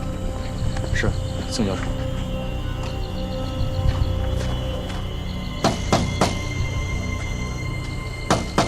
Come in. Hi, Sophie. I am a student of Professor Liang. There is a friend of Professor Liang with me. Good evening. Thank you. Nice to meet you. Nice to meet you too. Professor Yang is waiting for you upstairs. Please come in. Thank you. Come in. No, thanks. I'm waiting here. Okay.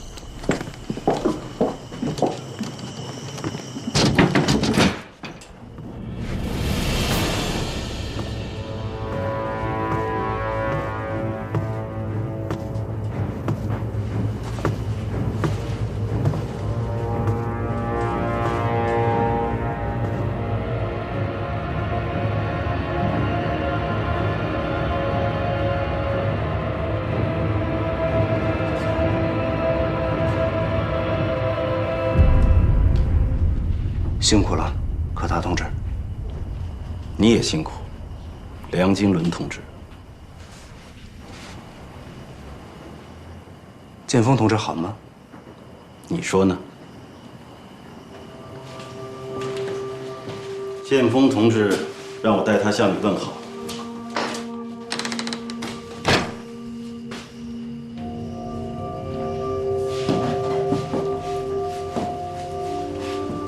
谢谢建峰同志。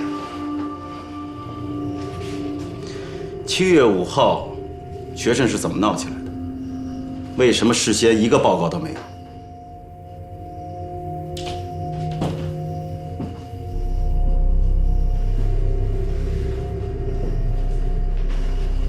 ？7月5日，东北流亡学生到北平参议会闹事，共产党事先并没有组织。好几万人，声势之大，震动全国。 美国方面当晚就给国府发了照会，你说这一切都是自发的？这背后没有共产党的指使？你这话我相信，上面也不会相信。可达同志，中共上层昨天有了新的指示，能否容我先向你汇报他们指示的内容？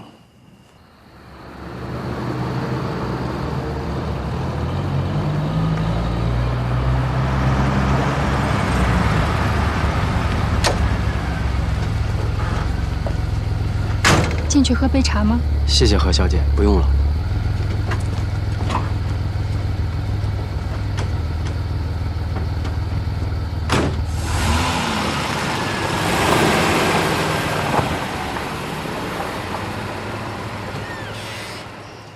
是什么时候做的？7月6号紧急下达的，我也是今天听到的传达，不是全部。柯达同志。 7月5号东北流亡学生抗议事件，的确不是共产党事先组织的，因此我也没料到事情会闹得这么大。虽然如此，我还是有责任，我向组织检讨。你不需要做检讨。你刚才汇报的这个共党文件很重要，尽你的记忆把它书面写下来，我带回去，上报建峰同志。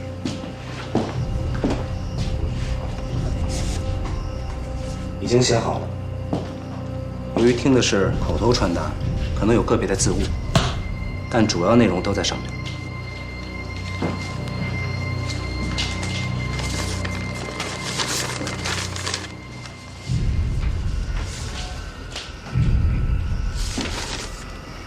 很好。回来了。爸，都10点多了，你怎么还不睡？见到你孟敖大哥了。孟敖他叫父亲了吗？哪儿呀？方叔叔一直待在房间就没出来，2个人连面都没见上。你方叔叔一生要强，晚年了连个儿子都不敢见，这是要的什么强啊？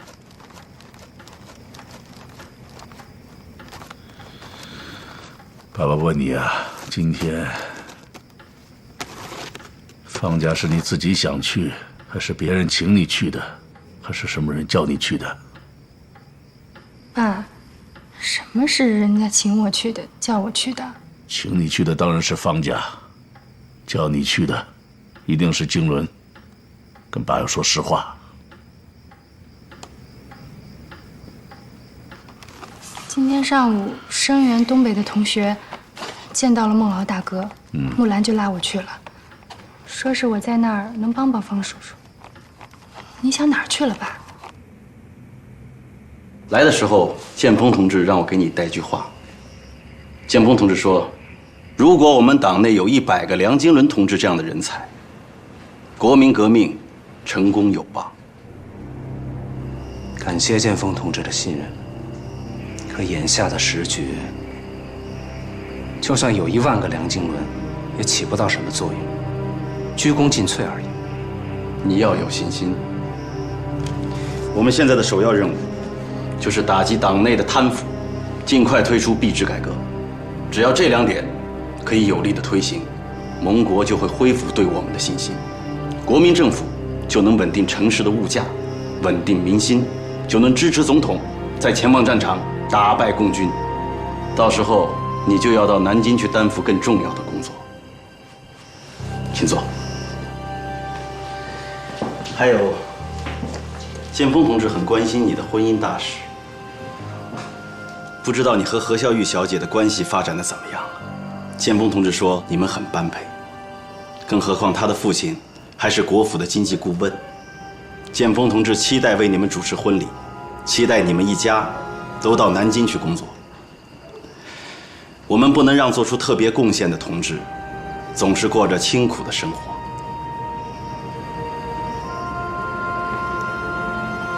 古老的夜晚和远方的音乐是永恒的，但那不属于我。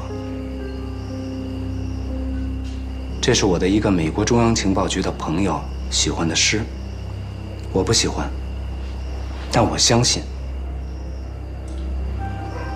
还是向你汇报工作吧。昨天你下达的任务，我已经派人去执行了。监视方梦敖的任务是，派去接触方梦敖的人就是何孝玉。除了他，没有其他人可以去吗？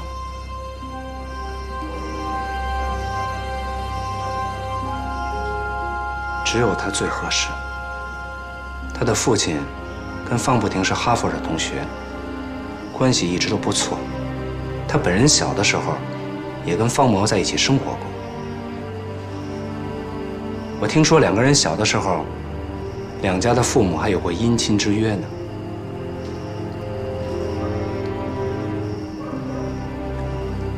何孝玉现在是共产党外围发展的进步青年，利用他去试探或者发展方梦敖，可以随时视情况变化而定。你们梁先生这一向老是住在外面，我这里给他安排的住所他也不来了。爸爸知道，你们都还不至于是共产党或者什么国民党，可燕大毕竟是做学问的地方，不要卷到政治里去。你们根本不懂什么是政治，爸爸当然也不懂。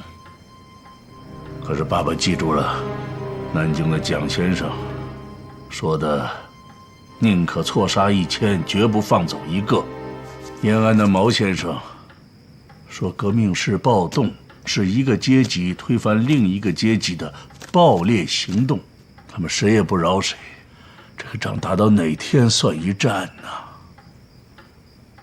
不要跟他们去闹。爸，我可不同意您这个说法。怎么说，共产党和共产党的军队也不会去抓人民，更不会杀人民。可现在就在北平的监狱里，还关了那么多无辜的东北学生，您当时不是还站出来保护他们了吗？这件事，您还有那么多开明的叔叔伯伯，都应该出来说话。该说话的时候，你爸会说。可爸爸毕竟是一介书生而已。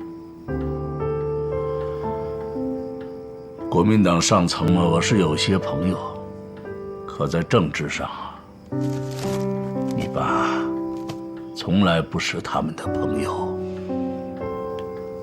爸老了，只有一个亲人，就是你。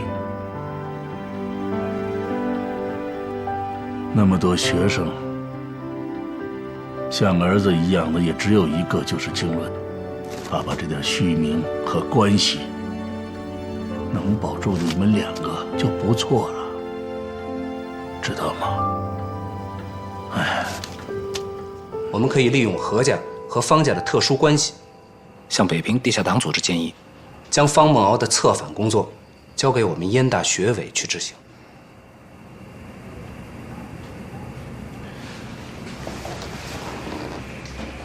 梁经纶同志，我对你派何孝玉小姐去接触方梦敖表示遗憾，也表示敬意。我代表组织，代表建峰同志，向你表示感谢。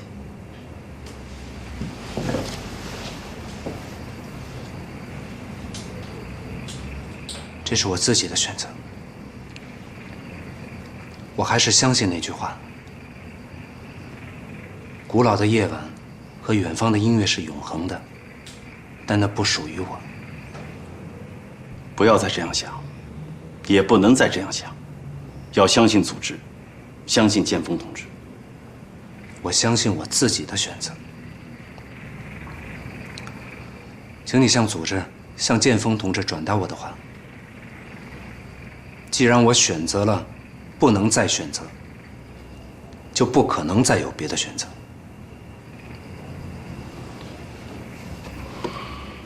不要再看萨特的书了，有时间多看看《曾文正公全集》。经纶今天晚上肯定不会回到这里住了，睡吧。啊，您吃药了吗？李妈已经拿给我吃了，你也去睡吧。我再陪陪你，把您哄睡着了，我再去睡。那你就给我哼一个《浮云散》，啊！都老掉牙了，汪叔叔一来就叫我唱，您也老叫我唱，我都唱烦了。我给您唱一个新的。啊，算了，什么都别哼了。好，好，好，我就给您哼，行吗？哼。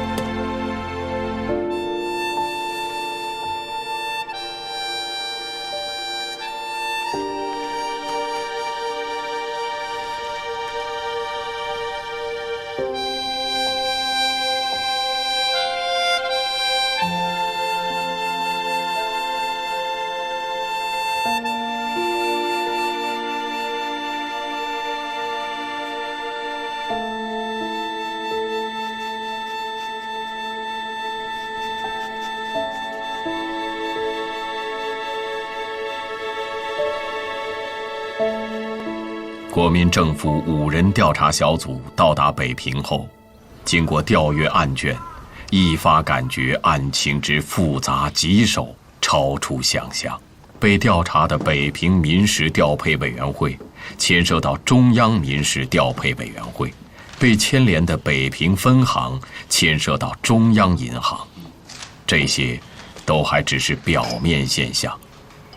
深层的原因是这2个部门背后隐藏着极为庞大的政治利益和经济利益集团。请北平市民事调配委员会副主任马汉山接受调查。面对这个深不见底的黑洞，5人调查小组只有一个部门决心凿开铁幕，那就是蒋经国领导的国防部预备干部局，而代表这个部门的就是曾可达。他的目的不只是彻查国民党内部的贪腐，还要借彻查贪腐挖出方孟敖背后的共产党背景，以证实自己的忠诚和正确。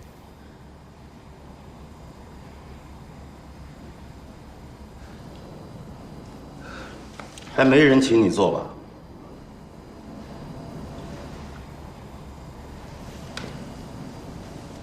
你现在面对的是中央派来的5人调查小组，先报职务姓名。我不明白，我是来接受调查还是接受审讯呢？我们这个小组叫做5人调查小组吧，也不是特种刑事法庭。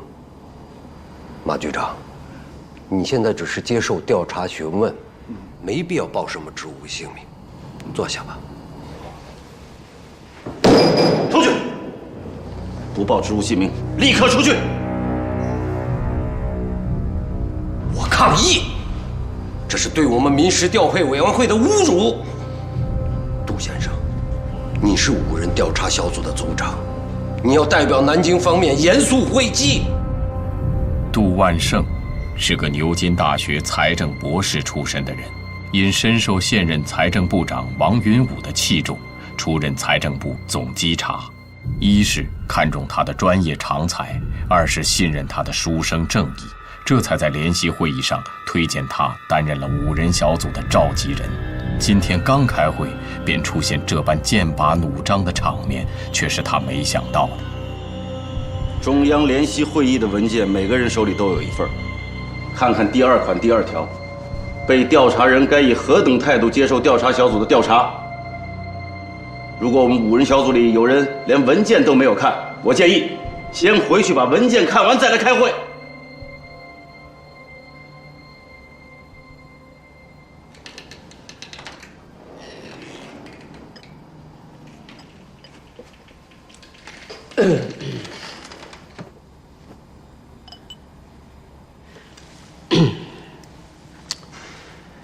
既然是中央联席会议的规定，马局长，你就报一下你的职务和姓名吧。啊，本人马汉山，性别男，现年53岁，北平市民政局局长。民国37年4月兼北平市民事调配委员会副主任。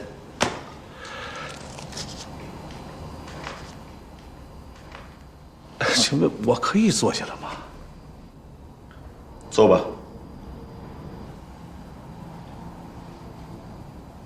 谢谢。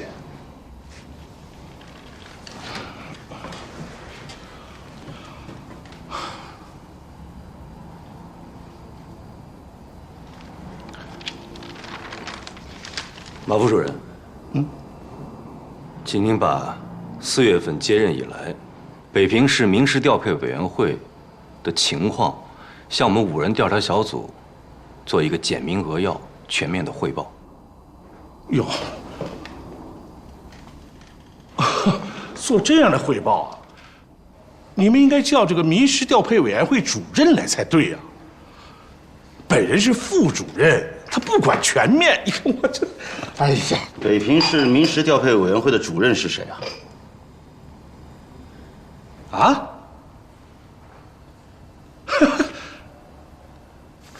刘耀章吗？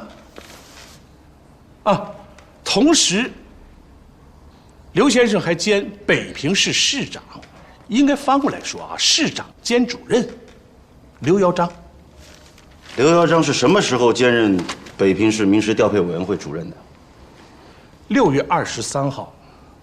杜总稽查让你汇报4月以来的全面情况，你往一个6月23号才兼任主任的人身上推，马汉山，你拿军统那一套来对付我们，用错地方了吧？马副主任，请您回答曾督察的问题。好，我回答。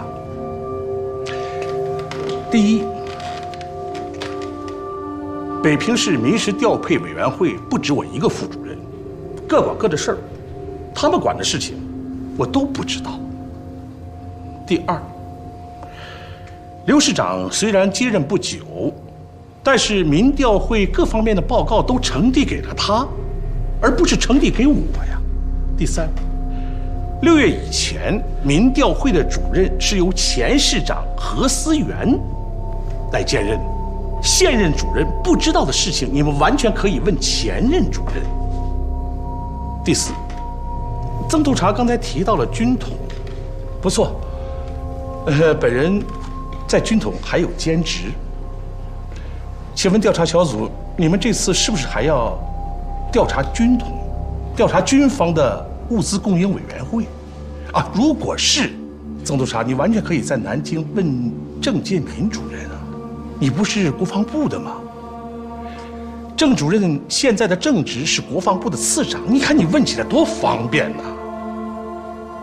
啊，回答完毕。